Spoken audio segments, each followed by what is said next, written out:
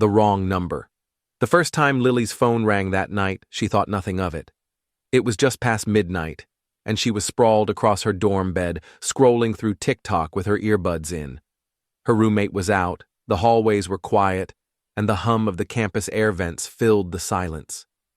Her phone buzzed. Unknown caller. She frowned. Normally, she ignored those. But something about the timing, the dead quiet of the night, made her pause. After 2 more rings, she sighed and swiped to answer. Hello? For a moment, there was nothing but static. Then, Lily. Her name, whispered. She sat up. Who is this? The line crackled.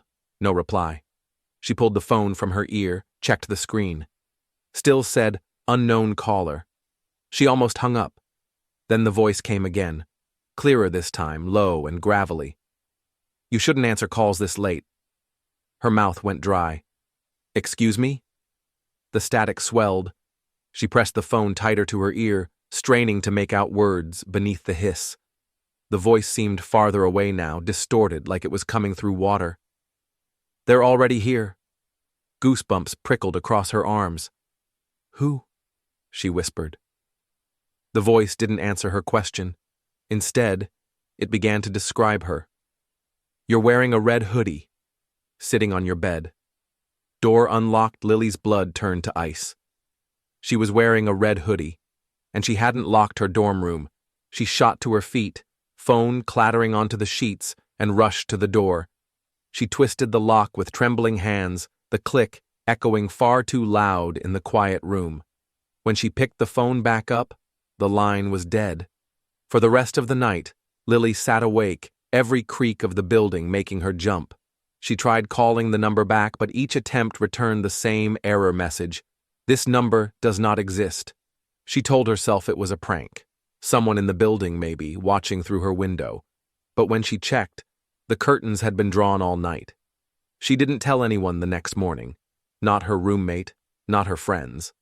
But when her phone buzzed the following night at 12:01 a.m., again reading unknown caller, she couldn't stop herself. Her thumb hovered over the screen. She shouldn't answer, but she did. Hello? This time the voice was different, softer, almost like a child. Why did you lock the door, Lily? The midnight caller. Monica wasn't easily scared. She was 32, a single mother of a 6-year-old boy named Caleb, and she had weathered far worse than late-night shadows or creaking houses. Bills, divorce papers, her son's night terrors. Those things drained her more than any ghost story ever could. So when her cell phone rang at 12:15 a.m., she groaned, rolled over in bed, and squinted at the glowing screen. Unknown caller. Her first thought was that it was her ex-husband. He had a bad habit of calling her from burner phones whenever he wanted to harass her, usually drunk, usually slurring accusations about custody. She answered without hesitation. What do you want? She snapped. But the voice that answered wasn't her ex. It was Caleb. Mommy? Monica bolted upright, her heart hammering. Caleb? Sweetheart, what's wrong? Her eyes darted to the baby monitor on her nightstand. The soft green glow of the screen showed Caleb's small form curled up beneath his blanket, fast asleep. Mommy, the voice repeated, shaky, as if holding back tears. I'm scared. There's someone in my room. Monica's blood froze. She stared at the monitor again.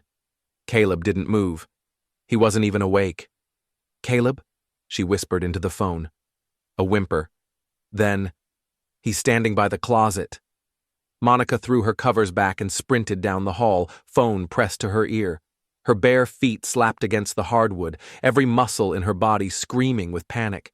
She burst into Caleb's room. Empty. Her son slept peacefully, the rise and fall of his chest steady, his thumb tucked in his mouth. The closet door was closed. Slowly, Monica lowered the phone. The voice on the line wasn't speaking anymore. It was breathing.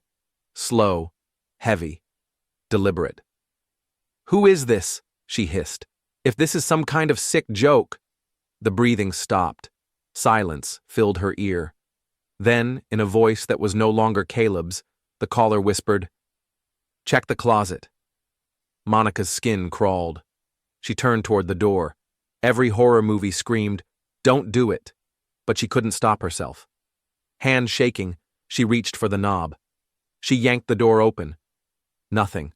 Just hanging shirts, a stack of toys, and Caleb's forgotten sneakers. She let out a shaky laugh, tears stinging her eyes. Screw this. She ended the call and slammed the phone down on the dresser. She was about to close the closet door when she noticed something.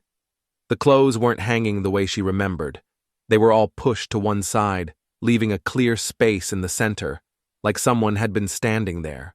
She grabbed Caleb, carried him into her bedroom, and locked the door. For the rest of the night, she lay awake, clutching him, her phone turned off.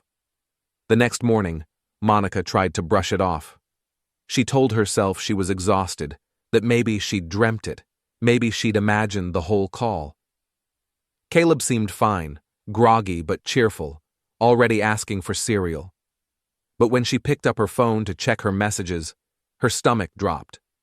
Her call log showed 5 missed calls from unknown, all between 12:15 and 12:20 a.m., and the last one was still open, recorded as an active line. The duration read 2 hours, 13 minutes, and 45 seconds. She hadn't spoken that long. She'd hung up after a few minutes. Her hands shook as she scrolled. She tapped to expand the details. Under location, it read, "Inside closet." Voices in the static. Ethan hated silence. He was the type of guy who always had something playing, music, podcasts, late-night YouTube rabbit holes, anything to drown out the empty quiet of his one-bedroom apartment. Silence reminded him of things he didn't want to think about: the failed marriage, the stack of unpaid bills, the empty couch across from him. That night, though, his speakers were silent. His phone had died, his laptop was updating, and the storm outside had knocked out the TV's signal. So, when his landline rang at 12:30 a.m., the sound sliced through the apartment like a blade. Ethan frowned. He hadn't given that number out in years. He only kept the landline because it came with the rent. He shuffled across the room, picked up the receiver. "Hello?" At first, there was nothing. Then came the static, low, humming like the roar of an untuned radio. "Wrong number," Ethan muttered and was about to hang up. Then he heard it. A scream.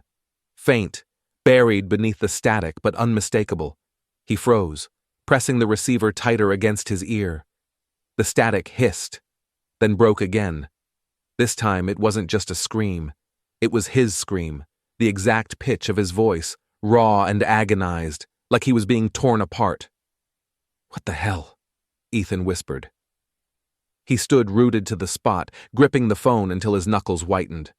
The sound came again, louder, his voice pleading, begging, shrieking in terror. He slammed the receiver down. The apartment was silent again, save for the thunder rolling outside. His heart hammered against his ribs. It had to be a prank, a recording, some twisted telemarketer trying out a new scare tactic. The landline rang again. Ethan jumped. He stared at it, chest rising and falling too fast. He shouldn't answer. But he did. This time, there was no scream, no static, just his own voice, whispering, "They're coming." Ethan's skin prickled. His lips trembled. "Who's coming?" The line crackled. Then, in a tone that was unmistakably his own, every cadence, every pause, he heard himself say, "You don't make it past tonight." He dropped the phone, heart hammering, stumbling back against the wall. From the corner of the room, something creaked. He turned his head toward the sound. The closet door. It was open. And he knew he hadn't left it that way. For the rest of the night, Ethan sat awake on the couch, all the lights on, a kitchen knife in his lap. The phone didn't ring again, but every time thunder rolled, he swore he heard his own scream echoing faintly inside the walls. By dawn, he thought maybe he'd imagined it. Stress, insomnia, a mind playing tricks. But when he checked the landline's call history, his stomach dropped. The incoming number was listed as Ethan, home. It was his own phone number, and the call duration read 066606.